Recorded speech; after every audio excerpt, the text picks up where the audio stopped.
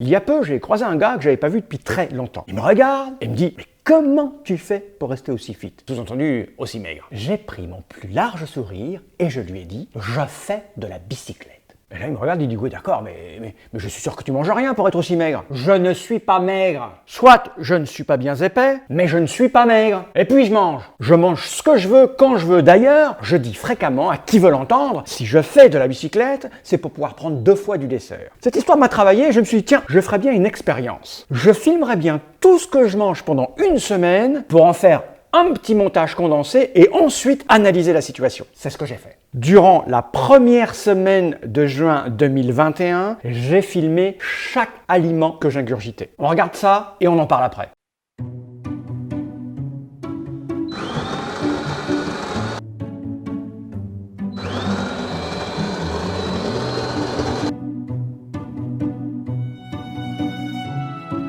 Carottes, champignons, vermicelle de soja, vache-qui-rit, sa petite tranche de pain, c'est des flancs, un peu de caramel, j'en mange 2 avec du chocolat. Je viens de faire 53 km, j'ai consommé 1282 calories. Il faut que je mange un petit peu du sucre. C'est des pâtes de fruits bio. Ouais, ça existe. Ouais, voilà, ma sortie est terminée. J'aurais fait à peu près 87 km. J'aurais consommé 2100 calories à peu près.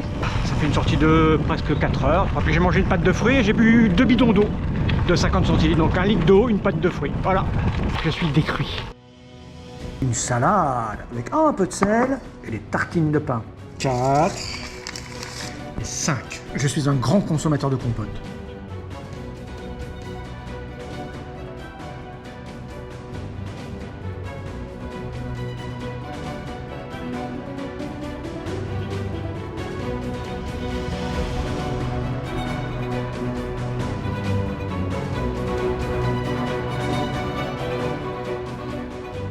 « 90 km sous plus de 30 degrés, 2 bidons d'eau. C'est exceptionnel, hein, c'est un piège tendu par ma femelle. Un grand verre de Coca-Cola avec des glaçons.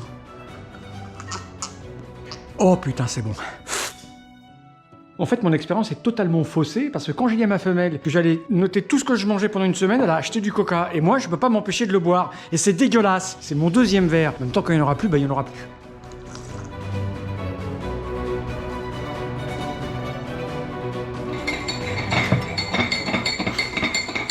C'est une salade de poivrons passée au four. Ah non, c'est les poivrons qui sont passés au four, j'en ai fait une salade. Alors non, c'est les poivrons. Faut toujours que tu ramènes ta fraise, toi. 2.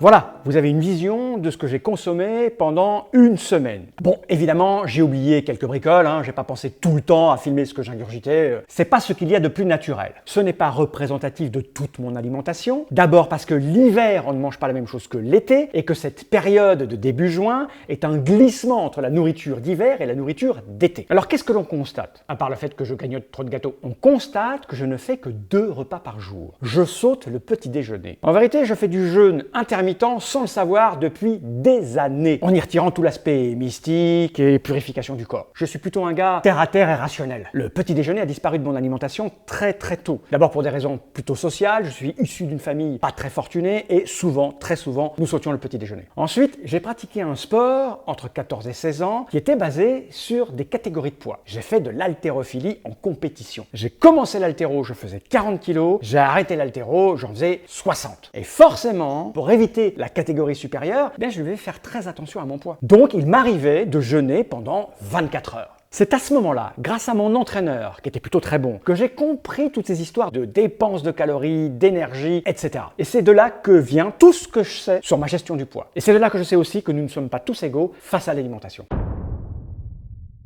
En vérité, il y a un principe à comprendre. Notre organisme a besoin d'énergie, de carburant. Ce carburant, c'est l'alimentation. On va manger des aliments qui vont nous procurer des calories. Et chaque mouvement que l'on fait, on va dépenser des calories. L'idée, c'est d'essayer d'emmagasiner juste ce qu'il faut de calories pour la dépense énergétique que l'on va faire. Un sportif de très haut niveau, qui va peut-être faire le Tour de France par exemple, va avoir besoin de beaucoup de calories, d'autant plus qu'il n'a aucune réserve sur lui. En général, les mecs sont à 4-5% de matière graisseuse. Là, vous savez, petit bourrelet. Moi, je tourne aux alentours de 15 l'hiver, 11 l'été. Là-dessus se rajoutent plusieurs éléments. Le premier, c'est le fait que nous ne sommes pas tous égaux face à l'alimentation. Biologiquement, nous n'assimilons pas tous de la même manière. Je connais des gens qui mangent exactement la même chose, mais il y en a un qui va stocker plus que l'autre. Il y a des maladies qui font qu'on va stocker plus. Il y a des prises médicamenteuses qui vont faire que l'on va stocker plus. Il y a la qualité des aliments que vous consommez qui va faire que vous allez stocker plus. L'âge entre aussi en considération. On a besoin de plus de calories à 20 ans qu'à 80. Je le vois,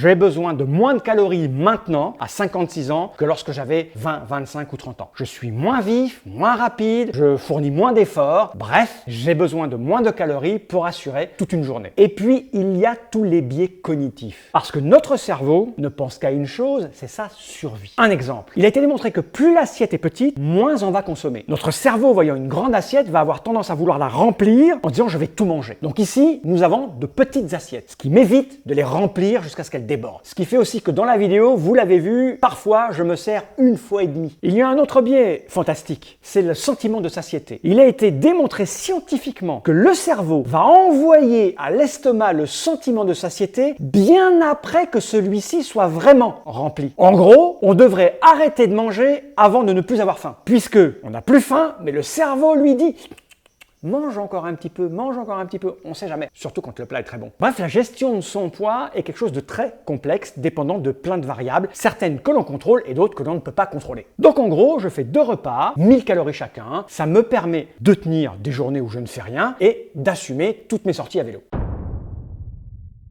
Vous l'avez constaté, mon alimentation est plutôt assez simple. Il n'y a pas beaucoup de viande. Je ne suis pas végétarien ni vegan. Je mange de la viande. Il se trouve que cette semaine-là, nous n'avons pas consommé et je dois consommer peut-être 2 fois de la viande dans le mois. Vous avez pu remarquer aussi qu'il n'y a quasiment aucun produit transformé, aucun produit préparé de manière industrielle. En fait, c'est pas moi qui décide, c'est ma femelle. Je ne mange que ce qu'elle veut manger. Je ne donne aucune indication. Je me plie à ses envies et ses exigences. Bon. Elle est gentille, elle sait que j'aime les flancs, donc elle m'achète des flancs. Tous ces produits sont plutôt bio. Mais bon, des fois, je me laisse aller. Le Coca-Cola, lui, n'a rien de bio. Mais c'est un piège qu'elle m'a tendu.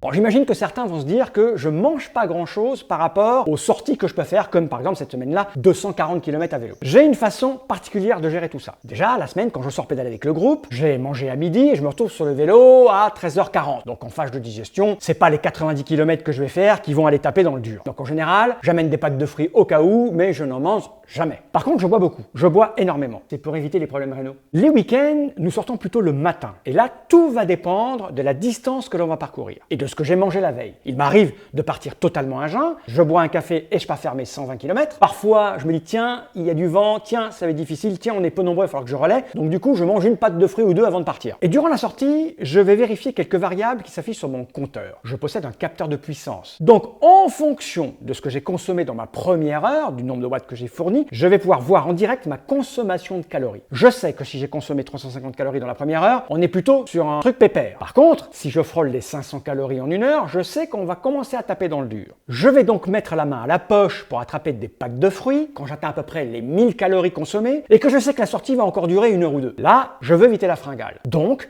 je vais manger une pâte de fruits. Ou deux. Comme je suis en permanence entre 10 et 15% de réserve sur moi, je sais qu'il va rien m'arriver de grave. Le truc, c'est que je vais peut-être juste manquer de sucre, donc une bonne pâte de fruits et c'est reparti. Sachant que je consomme à peu près 2000 calories par jour, que j'ai besoin de 1700, 1800 calories pour assurer mon énergie quotidienne. Cette semaine-là, j'ai fait 513 km, soit 18 heures de vélo. Et j'ai eu besoin, pour faire avancer ma bicyclette, d'à peu près 8000 calories. Voilà, je ne sais pas si cela a été intéressant, si c'était instructif, mais en tout cas, j'avais envie de parler de mon alimentation. Et j'avais envie de préciser que je ne suis pas maigre. J'ai pas de ventre. Mais ça, c'est parce que quand j'étais mouflé, j'ai fait plein d'abdos en fait. Bon, si vous avez des questions, posez-les, je me ferai un plaisir de répondre.